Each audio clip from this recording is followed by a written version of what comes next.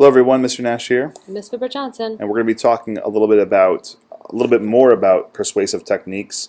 In the last video, we talked to you about how to use appeal to association and appeal to emotion and appeal to values to make your point. In this video, we're going to take it a step further and show you that good argument writers use more than just emotional techniques, and they make sure that their evidence behind those techniques is solid. So back up your emotional story with some data, some percents, some numbers. Numbers and percents are always a great thing to use, but any kind of data that you can find, because a good reader will look right through. If you just make an emotional claim and there's no fact, a good reader will look right through that. Yeah, so you're sophisticated readers. So you could write this gushy story about this poor person and make this emotional appeal, but unless there's like some substance to it, they're not going to. Sophisticated readers, some readers might trust that, but it's not going to work on everybody. So you really want to have some substance. So we're going to suggest start off with solid evidence, some solid statistics and facts and evidence, and then use the persuasive technique using that evidence versus the opposite, which is what sometimes people do. Right. Make sure you got that solid evidence in there. Okay, so here's an example. So in my last example in the first video, I just showed you examples without much evidence in them to show you the strategy. In this one, I'm going to show you how I've picked my particular strategy off of the evidence and used that evidence in my writing. So my claim is that allowing cell phones in school would increase student engagement. I'm thinking that students will be more engaged in class if they're allowed to use their technologies. So as I researched, and this is actually real information from a study done in Israel, as I researched this issue, I found some disturbing trends about students and their cell phone use during class. And in fact, in the survey given, 95% of people said they had sent texts or emails during class. So obviously they're not engaged in class if they're sending texts and emails. 94% of students are on like Facebook and Twitter. And then 91% of students are actually listening to music on their phone during class at some point. Not all the time, but at some point they've done these things.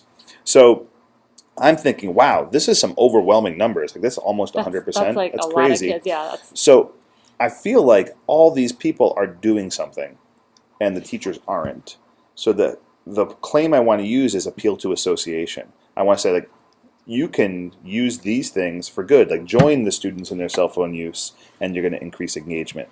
So that's the strategy I'm going to use. So I'm not going to go for emotional appeal. I'm not going to go for appeal to values here. I'm going to go for appeal to association. Everybody's doing it, so we might as well all do it. Yep. If you can't beat them, join them. And that's what I actually Mr. say. Nash's first line. So my topic sentence, there's long been a saying, if you can't beat them, join them. Never has the saying been more appropriate than when talking about cell phone use in schools. Evidence shows, see that? Evidence shows that students are distracted by their phones at alarming rates. In a recent study, 95% of students reported that they have sent texts or emails during class. An alarming 94% reported they browse social media such as Twitter or Facebook. Even worse, 91% of students stated that they listen to music during class. Wouldn't it be better if these technologies were used for educational purposes rather than as a distraction? Since students are already using these devices for the wrong reason, teachers should focus not on trying to ban phones, but using them for good. What you see here is that my evidence drove my strategy. So rather than just say, I want to make an emotional appeal or I want to make an appeal to values, I let the evidence I had dictate the strategy I'm going to use. And I think you can see that I'm trying to tell teachers that if we were to allow cell phones, students would be more engaged because we'd be joining them. Like, we're going to join in with them. You can't beat them, so join them. So he's using emotion here, and he's using evidence, and he's using facts. And really trying to get that appeal to association. So now we want you to try it. You're going to look at this information, this evidence, and what I'd like you to do is I would like you to draft a sample paragraph using one of the appeals that we taught you in the last video. But you need to pick the appropriate appeal based on the evidence. And your claim is going to be that school uniforms would decrease bullying. Your evidence is here.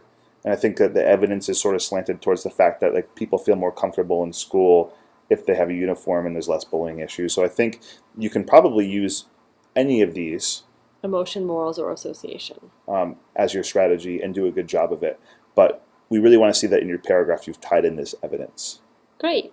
Okay, you can start now.